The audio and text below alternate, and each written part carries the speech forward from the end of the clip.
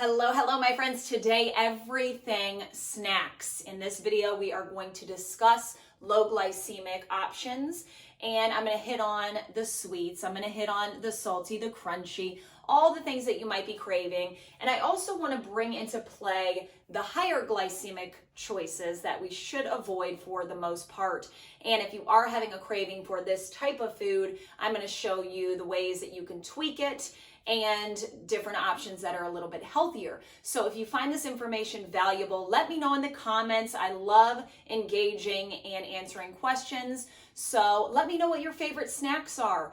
And if you do want to start following this channel, you're going to get everything like nutrition videos like this one, and you're also going to get home workouts that you can do with minimal equipment. Okay, so let's dive right in.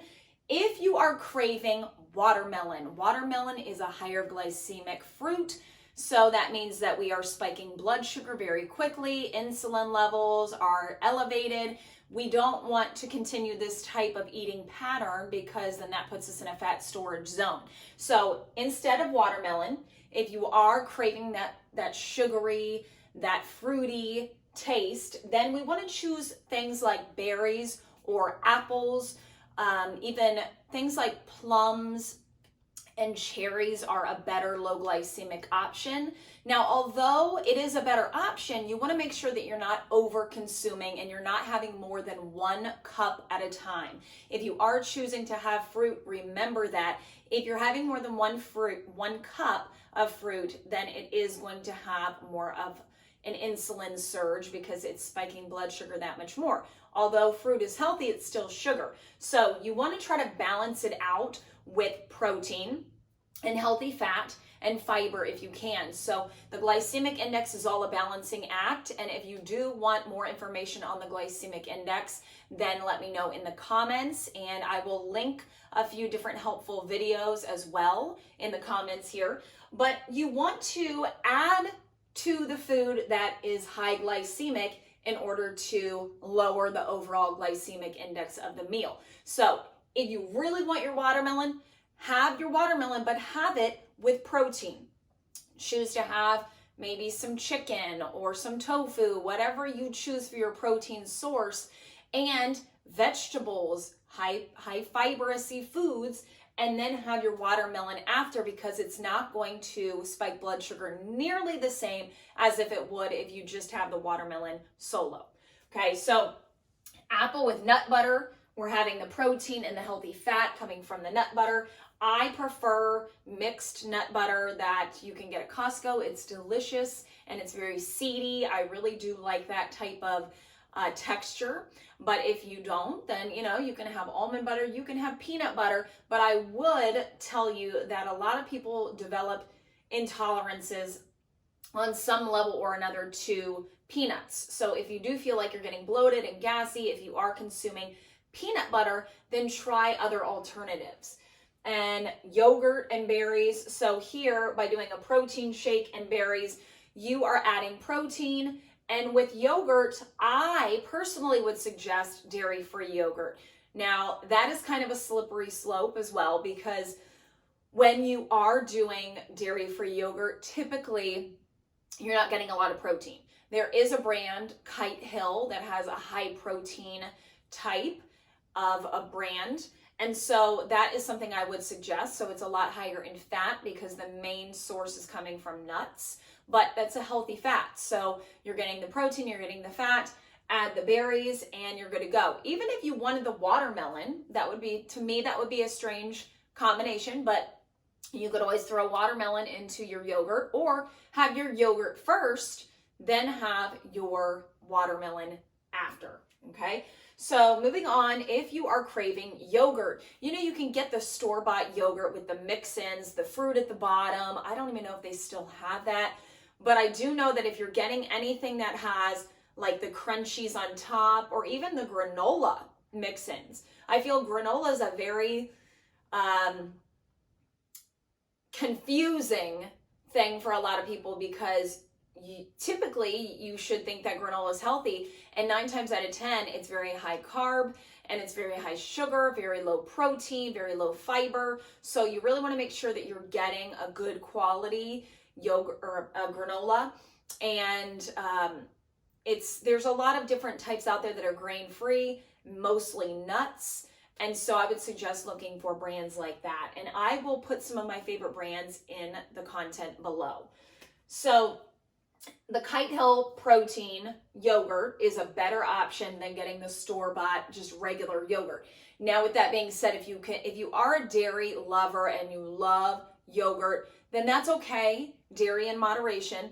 But Greek yogurt is going to give you so much more bang for your buck because you're getting high protein with that. You can get a lot of lower sugar options, but just make sure that if you are getting the store-bought and it's not plain, which I suggest if you're buying the regular yogurt and it's something other than plain, that you're making sure that it's not artificially sweetened. So make sure you're looking for sucralose in anything that you're consuming. A lot of diet drinks, a lot of sugar-free syrups, sugar-free drinks, sugar-free is going to have aspartame or sucralose or another artificial sweetener. Now, this can trick your body on more ways than one, but the body's confused. You should try to go as natural as you can with most everything. And although what they tell us, it's not having an increase, it's not elevating our blood sugar, it's still elevating insulin on some level, and our body doesn't really know how to break it down because it's not real. So be aware of that, especially when it comes to the yogurts that are sweetened. Even if it says only 1 or 2 grams of sugar, but it's super sweet, 9 times out of 10, it's going to be artificially sweetened. So I would suggest buying, if you can, the dairy-free, high-protein yogurt and sweeten it yourself with stevia drops. There's a lot of different flavors. I personally just use regular stevia in the raw. You can use the coconut sugar. You can use anything, even real sugar. Just a little bit goes a long way. And you can use the berries to add in. You can use the high-protein, low or grain-free granola.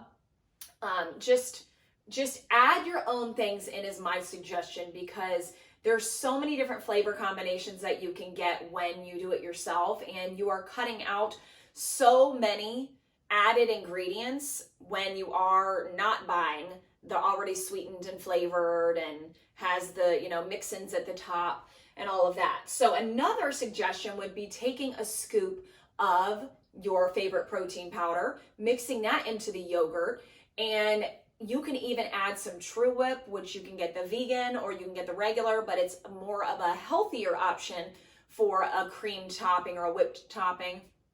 That used to be one of my favorite things, is like a little high protein parfait, and I would put some coconut shreds on the top, or even Lily's brand. If you've not had Lily's, it's a great option if you're trying to stay low glycemic, but you like your chocolate. And there's a lot of different flavors, but I have the minis, the little mini chocolate chips. You can throw those on top for a little crunch, and the overall glycemic index of that meal is still very low because you've got the protein and the fat from the dairy-free yogurt. And Kitehill, again, is that brand. Then you're adding additional protein with the protein powder. You can do chocolate, you can do vanilla, and that way it's sweetened, but not too much. And then you can just add a couple of those chocolate chips on top, a little bit of True Whip, and bada bing, bada boom, you have such a great, yummy, low glycemic snack, okay? So moving on, if you are craving something like pretzels, again, pretzels are very high glycemic. I know that is one of those that people don't really realize. They're thinking it's a better option than potato chips. And it's all relative, of course, but if you're trying to really hone in on low glycemic nutrition, stay in a fat burning zone all throughout the day as much as you possibly can, then that's what I'm here to educate on, is just that, of low glycemic nutrition. So if you are craving something salty and crunchy like pretzels, a better option would be a brand called Hippeas. These are made from chickpeas, and they're vegan, so there's so many different flavor options, but this is higher protein, higher fiber, and it's just not digested nearly as quickly as something like pretzels. Black bean chips, there's a lot of different brands. Food Should Taste Good is one brand that comes to mind, and I love their black bean chips. High protein, high fiber, And Mary's Gone Crackers is an actual cracker brand, very high protein, high fiber again. And Crunch Masters is something that I've tried as well. They're gluten-free, good crunch, a little bit of salt, seedy. So I love all of this. And then if you want to even make it healthier, you can use hummus, or you can use nut butter, some other additional form of protein and healthy fat, because when we add that into the mix, it's going to lower the overall glycemic index of that meal.